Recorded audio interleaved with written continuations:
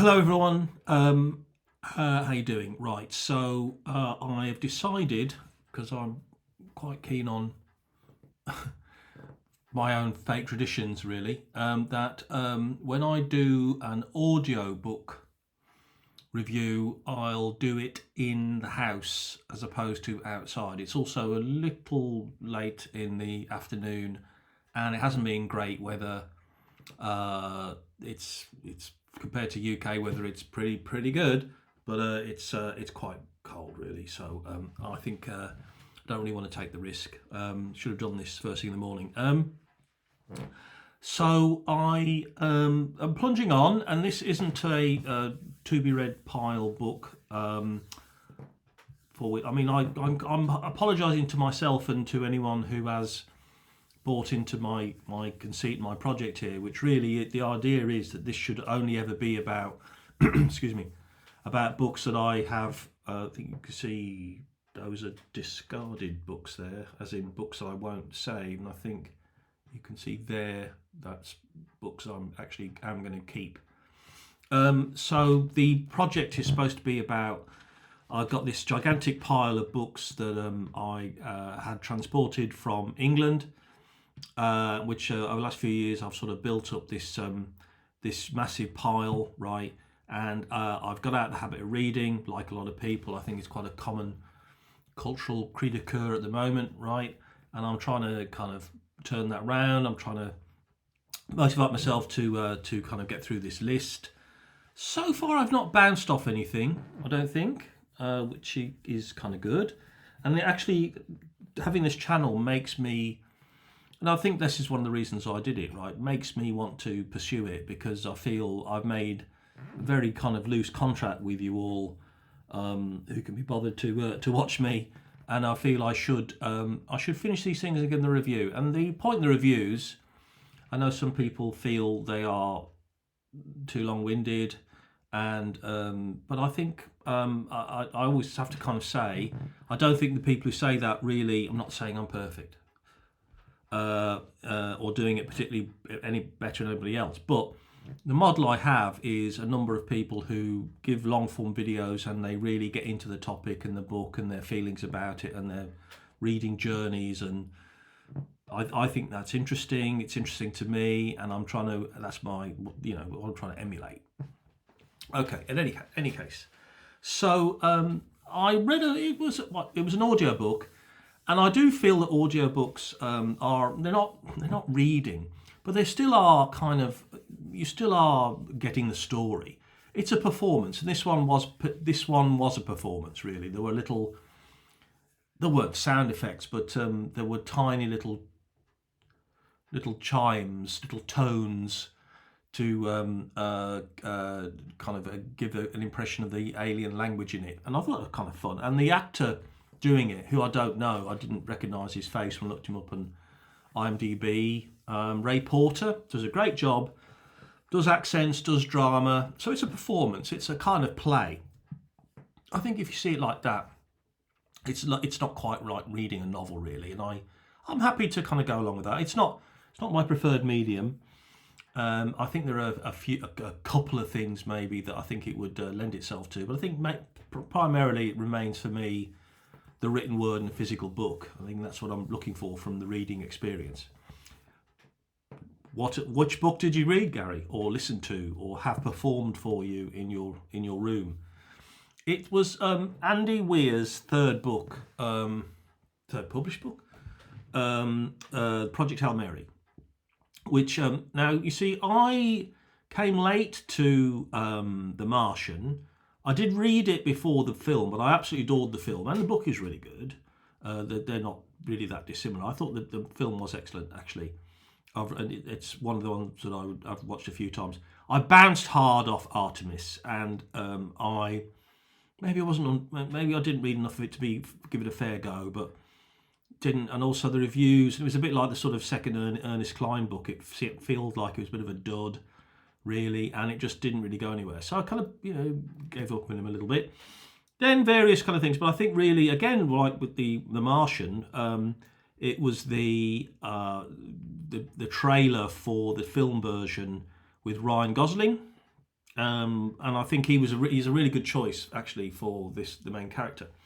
So it's Project Hail Mary, and it's a science fiction novel, and I think I think what he does and the way he does it is very good. It's not going to be for everyone, and I hope to kind of convey that. So I need to say that quite clearly. In terms of my 5-star review, 5 out of 5, I thought it was really, really good. That doesn't mean to say I don't have some observations about it. It's not a keep, donate, recycle thing, because I've kind of bought it as far as the DRM allows me to, and it's on my iPad now, isn't it, kind of thing. If it were a physical book, I wouldn't keep it. Doesn't mean it's not that I hated it or it's not fun, but I don't see. Now I kind of know the story. I wouldn't really see the point in reading it again. So who would like this story, and what does it do well, and what does it do not so well that might put some other people off? Well, first off, he's got a very good. I'm not sure framing device is the right word. Very good technique, which is we start with the guy in a strange environment who wakes up and he's obviously got amnesia. So, like us, the reader, so we're building out bit by bit his world, and he does that, I think, very, very well. And he has to kind of figure out what's going on, and there's no clues left to him, and he has to kind of work, and that was done really well. And the story eventually, the more and more bits of the world get filled in. So by the time, and he's done that as a satisfying pace.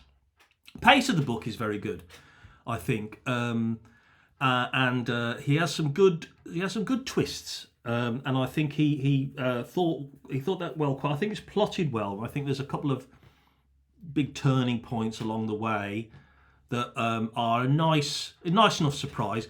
You expect there to be some turning points because it's a book of where you kind of understand there's going to be reverses and there's going to be challenges, and a bit like The Martian. It's very similar. I don't know from Artemis because I didn't read it, but it's very much I am a science person and I am a science dude, and I'm going to solve the problems that life and my environment throw at me using the scientific method, my scientific understanding. In this book, he's not a professional astronaut. He's a high school science teacher, I think he calls himself, who dropped out of academia for reasons that we explain and get that are reasonable. So fine, sure, right. Now, I have to say, as a classical science fiction fan, I did feel that it was to that extent written for that kind of reader. So I think people wouldn't like it because it's a lot of wish fulfillment. It's a lot of wish fulfillment. A lot of things go. I don't want to give the story away because I don't think that's fair. But talk about Avatar style unobtainium, right? Similar kind of just the perfect stuff comes along quite quickly, and which allows him to do all sorts of things that he really wouldn't be able to do with existing conventional technology. But it's not ridiculously so. There are still constraints, and the book is about the need to quote The Martian, right? Science the shit out of problems, right? So things are going well, X happens, okay, right, all right, think about my science, right, okay, do the math, oh, okay, right, let's go over here, right, okay, fine.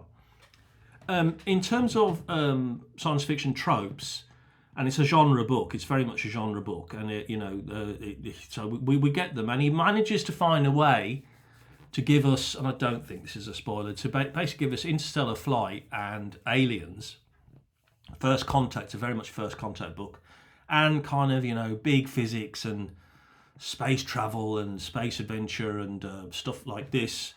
And I think great. Great. You couldn't have had that without the unobtainium. And so there's a huge suspension of disbelief. But within the world, everything else is bound by the laws of physics and chemistry and engineering and all this kind of stuff. Now, that's really good. Now, a common sort of critique of science fiction, and I think of Andy Weir's first book certainly, is that it's a book, it's a literature of ideas, it's literature of technology, and it's never really a literature of character. Now, either somebody sat him down and said, you've got to do this to be taken more seriously as a writer, or he has himself said, no, okay, I can do the science and I can do the problem solving, but I'm going to do character. And I think he really, really set himself that target. That's my impression. I think that's really central to his kind of rhetorical technique. So there are other characters or named characters with a bit of dialogue. But essentially, it's a book of 3 characters. The protagonist, this complicated, interesting administrator, Strat, and the alien. I don't want to take too much of the story, so I can't leave it there. And it's a story of these 3 characters in interactions, and that's the book, right? And I think he does that very well. I also think that somebody told him, or he read enough reviews, or he had enough of his mates told him, or he figured out for himself that, I mean, what was wrong with the Martian is that there was, psychopathic levels of lack of affect. So if you were really stuck on Mars, millions of miles away from any other human, and for quite a lot of the book you were fairly sure you would never get home, or it would be very, very difficult, you'd go do lally, right? I mean, I think in the film, I can't really remember, I don't think there's even one scene in the book. I think in the film there is one scene where Matt Damon cries his eyes out, and even the toughest, well-trained, emotionally balanced astronaut, I think that that would be more than once you do that, right? So obviously he kind of took that on board, and in this book there is emotion, there's joy, there's heartbreak, there's grief, he does emotions, and but at the same time, what's kind of reassuring and kind of comforting and making a kind of comforting read is we never go too far with this, and at the end of the day we come back to him being a science dude trying to figure out the next problem. Now, some people really like that. I really like that kind of thing. I don't think everyone would, and I'm not going to be sexist and say girls wouldn't, because that would be a stupid thing to say, but in my experience, girls do kind of bounce off that kind of thing because they just find it a bit too abstract and a bit too kind of I suppose nerdy, in the sense of it's problem solving. It's he could be like an A-level chemistry guy, really, sort of thing. And there's nothing wrong with that. There's absolutely nothing wrong with that. And I responded to it very well, and I liked it. I liked the way it rocked along. I liked the way that the big problems were kind of presented. But it was, like I said, wish fulfillment. The unobtainium isn't the only thing that's kind of like, really? Okay, right, all right, I'll let you have that, and then I'm gonna have to let you have that as well. Okay, right. And the twists are good. The peril is well done. I suppose it's maybe 5% too long, but okay. So it's a good adventure. It's a Robinson Crusoe. It's a Robinson Crusoe book about a guy stranded, working stuff out, and that's a pillar, device in literature, English literature for certain, right? So it's a Robinson Crusoe story. Some people like that, some people don't, and that's okay, fine. It was within those constraints. I think it was perfectly fine novel. It was great.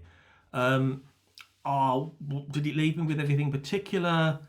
I think the friendship is really well done, but I think again it's pretty perfect friendship, really.